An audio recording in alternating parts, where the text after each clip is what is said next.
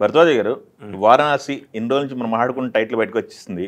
అవును. ఈవెంట్ ఎలా జరిగింది, ఈవెంట్ తర్వాత క్లుప్తంగా ఈవెంట్ గురించి.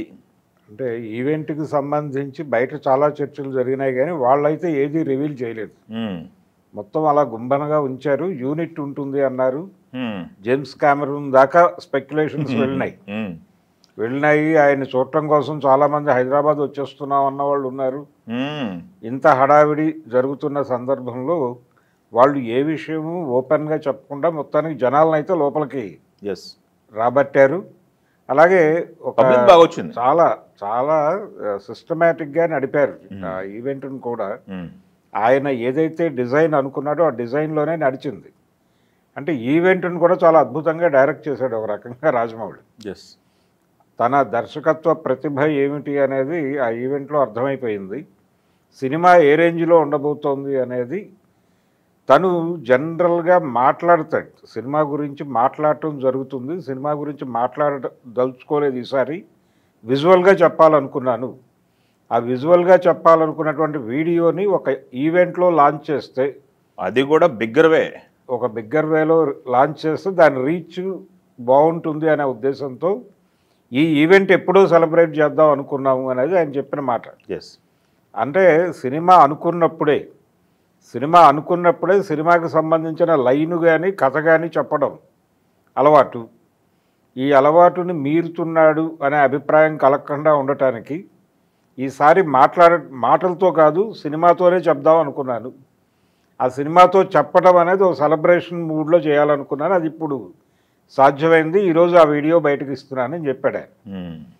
చెప్పి ఆ వీడియోని లాంచ్ చేశారు. నన్ను అక్కడ లాంచ్ చేసిన సందర్భంగా రకరకాల స్పెక్యులేషన్స్. వారణాసి అనే టైటిల్ చాలా కాలం క్రితమే బయటకు వచ్చింది. తర్వాత అది కాదని చెప్పి ఇంకెవరో వారణాసి టైటిల్ హోల్డర్స్ ఇంకెవరో వాళ్ళు సినిమా లాంచ్ చేస్తున్నారు అని ఒక ప్రచారం జరిగింది.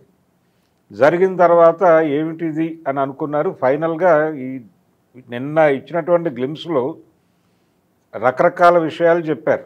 అంటే ఇది కాలాతీత కథ అనేది కూడా చెప్పారు. మొదటేమో ఈయన గ్లోబల్ సంచారి అని చెప్పారు. ఈ గ్లోబల్ సంచారంతో పాటు ఇది టైం కూడా లేదు దీనికి. రామాయణ కాలాతీత కథ, కాలంలో కూడా ప్రయాణం ఉంటుంది. కాల సంచారి కూడా, త్రిలోక సంచారి, కాల సంచారి, యుగ సంచారి, ఇలా రకరకాల అర్థాలు ధ్వనించేలాగా మొత్తం ఆ గ్లిమ్స్ నడిచింది. అవును. త్రేతాయుగానికి వెళ్ళి అక్కడ అంటే ప్రజెంట్ ఎరాలో మొదలవుతుంది సినిమా. అంటే ఇప్పుడు ఏం జరుగుతోంది అనేది ఇప్పుడు జరుగుతున్నటువంటి కథలో నుంచి దీని మూలాల్లోకి వెడుతూ, దీని మూలాలు ప్రపంచంలో చాలా చోట్ల ఉన్నాయనేది చెబుతూ అంటార్కిటికా దగ్గరికి వెళ్ళారు, కిలిమాంజారో దగ్గరికి వెళ్ళారు. ఇలా రకరకాల ప్రదేశాల్లో తిరిగింది అది. రెండోది ఎక్కడా కూడా బీసీ అనే పదం వాడలేదు. అంటే బిఫోర్ క్రైస్ట్ అంటాం మనం, ఆఫ్టర్ డెత్ అని అంటారు, కానీ అది కాదు. ఆ ఏరియా ఆ పదాలు వాడకుండా ఎరా వాడాడు ఈయన. ఈ ఎరా వాడటం ద్వారా కొంత ఫ్రెష్నెస్ తీసుకొచ్చే ప్రయత్నం చేశాడు. దానిలో తీసుకొచ్చి ఇది ఏ కాలానికి వెడుతోంది, ప్రజెంట్ ఎరాలో ఏం జరుగుతోంది, త్రేతాయుగంలో ఏం జరుగుతోంది అనే పద్ధతిలో నడుపుకుంటూ యుగ సంచారం కూడా చేయించాడు. ఈ యుగ సంచారం తాలూకా వ్యవహారం నడుస్తుండగానే అంటే విజువల్ గ్రాండియర్ ఏ లెవెల్లో ఉంటుంది అనేది చెబుతూ రామాయణ కాలము, ఆంజనేయ స్వామి ఇవన్నీ చూపించాడు. కొంచెం డీటెయిల్డ్గా చూస్తే ఆ తోక మీద కూడా, తోక వెనకగా రథాలు పెడుతున్నటువంటి సన్నివేశం కనిపించింది. అంటే ఆ స్థాయిలో ఉండబోతోంది సినిమా, విజువల్గా ఆ లెవెల్లో ఉండబోతోంది అనేది చెప్పాడు. అలాగే ఒక కోతి అలా తప్పించుకునేటువంటి ప్రయత్నం చేస్తూ ఉండటం, దాన్ని కాపాడటం కోసం ఏదో రోప్ వేసినట్టుగా ఒక షాటు, అది హీరో గారు వేసినట్టుగానే మనం అర్థం చేసుకోవాలి అనే హింటు, ఇలా చాలా విషయాలని ఆ గ్లిమ్స్లోనే చెప్పే ప్రయత్నం చేశాడు. ఇంకొకటి మహేష్ బాబు ఫ్యాన్స్కి సర్ప్రైజు, రాముడిగా మహేష్ త్రేతాయుగము అన్న తర్వాత ఆయన రాముడిగా కనిపించే అవకాశం ఉంది. రకరకాలుగా నడుస్తుంది. అయితే మొత్తం కూడా ఒక రకంగా రామేశ్వరము అనే పద్ధతిలో నడుస్తుంది అనేది అర్థమైంది. అంటే రామేశ్వరము అని ఎందుకన్నామంటే ఇక్కడ ఈశ్వరుడు రాముడు ఇద్దరిని కలిపి ఒక టైం లైన్లోకి తీసుకొచ్చి నడిపేటువంటి కథలాగా అనిపించింది. రెండు భక్తుల్ని తీసుకొచ్చి ఒక చోట పెట్టి ఒక కొత్త వంటకం వండే ప్రయత్నం చేశాడు ఆయన. ఈ చేసే క్రమంలో ఆయన ఉపన్యాసం ఒకటి నడిచింది. రాజమౌళి తన ఆత్మను కూడా ఆవిష్కరించాడు అక్కడ. ఆవిష్కరిస్తూ అంటే తన ఆలోచన ధోరణి ఏమిటి అనేది చెప్పుకున్నాడు. నేను పెద్ద సీరియస్గా ఈ వ్యవహారాల్లోకి వెళ్ళను అన్నాడు ఆయన.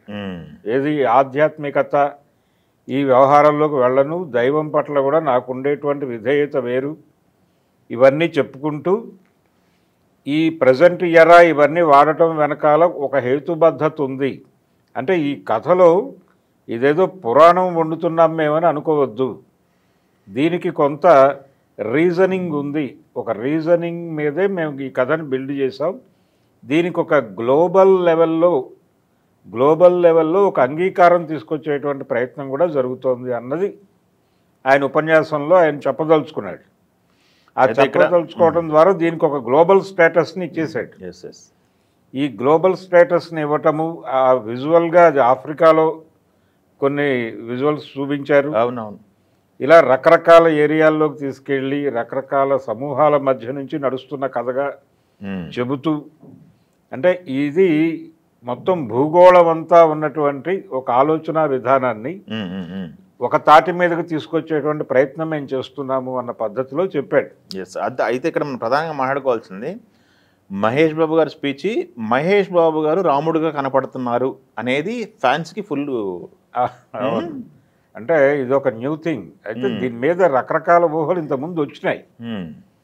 రాముడిగా కనిపించే అవకాశం ఉంది మహేష్ బాబు అనే స్పెక్యులేషన్ ఒకటి వచ్చింది. అయితే ఇప్పుడు రూఢి అయింది. అది రూఢి అయింది. ఆయన రాముడిగా కనిపించబోతున్నాడు ఈ సినిమాలో. అదొక విజువల్. ఎలా ఉండబోతారు మహేష్ రాముడిగా అనేది ఇప్పుడు చూడాలి. అంటే నీలమేఘ శ్యాముడుగా రాముడిగా మనం చాలామంది ఆర్టిస్టులను చూసాము, అంగీకరించాము. అంటే కృష్ణ గారు కూడా ఆయన సీతారామరాజులో రాముడిగా కనిపిస్తాడు. అంటే ఒక చిన్న షాట్ అంతే. అదే శోభన్ బాబు రాముడిగా నటించాడు. రామారావు గారు ఇక ఆయన రాముడు అంటే ఆయనే అనిపించేలాగా నడిచింది. ఇదే వేదిక మీద నుంచి రాజమౌళి గారు ఇంకొక విషయం కూడా చెప్పి మేము రామారావు గారి అభిమానులం, మేము ఆ సినిమాలే చూసేవాళ్ళం. కృష్ణ గారి గురించి నాకు ఇండస్ట్రీకి వచ్చాక తెలిసింది ఆయన ఎలా హెల్ప్ఫుల్గా ఉంటాడు ప్రాజెక్టుకి. అలాగే కొత్త ఇన్నోవేషన్స్ తీసుకురావడం ద్వారా సినిమా స్థాయిని పెంచడం కోసం ఆయన చేసిన కృషి, ఇవన్నీ మెన్షన్ చేశాడు ఆయన. ఈ మెన్షన్ చేస్తున్నటువంటి క్రమంలోనే ఆయన కాన్షియస్గా కొన్ని పౌరాణికాలు చేయలేకపోయాడు ఆయన ఉన్నటువంటి టైంలో. ఇప్పుడు ఆ కోరికను వాళ్ళ అబ్బాయి మీద తీర్చే ప్రయత్నం చేస్తున్నాను నేను, ఈ సినిమాలో రకరకాల వేరియేషన్స్లో కనిపిస్తాడు అనేది కొంత ఎస్టాబ్లిష్ చేశాడు.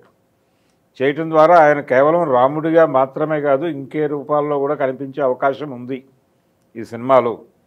అయితే లంక పర్టికులర్గా యుద్ధ సన్నివేశాలు ఉండబోతున్నాయి, రామాయణ యుద్ధ సన్నివేశాలు. తన నెక్స్ట్ ప్రోగ్రామ్ ఒక హాలీవుడ్ లెవెల్లో ఒక ఇండియన్ ఎపిక్ని చెప్పే ప్రయత్నం ఏదో చేస్తున్నాడు అనేది మనం విన్నాం. మహాభారతం తీయబోతున్నాడని. దాని తాలూకా ప్రభావం అంటే ఇది ఒక పాస్పోర్ట్ సినిమా లాగా అనుకోవచ్చు దానికి. ఆ ప్రాజెక్టుకి ఇది ఒక పాస్పోర్ట్.